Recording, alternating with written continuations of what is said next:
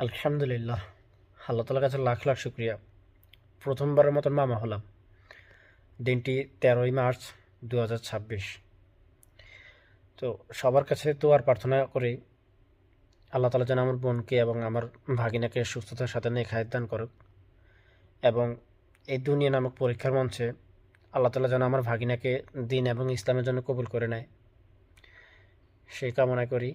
তো সবার কাছে দোয়ার প্রার্থী আমার বোন এবং ভাগিনার সুস্থতা কামনার জন্য। আলহামদুলিল্লাহ, আল্লাহ তালার কাছে লাখ লাখ শুক্রিয়া। প্রথমবারের মতন মামা হলাম। দিনটি 13ই মার্চ 2026। তো সবার কাছে তো আর প্রার্থনা করি আল্লাহ তালা যেন আমার বোনকে এবং আমার ভাগিনাকে সুস্থতার সাথে নেক হায়াত দান করুক, এবং এই দুনিয়া নামক পরীক্ষার মঞ্চে আল্লাহ তালা যেন আমার ভাগিনাকে দিন এবং ইসলামের জন্য কবুল করে নেয়, সেই কামনা করি।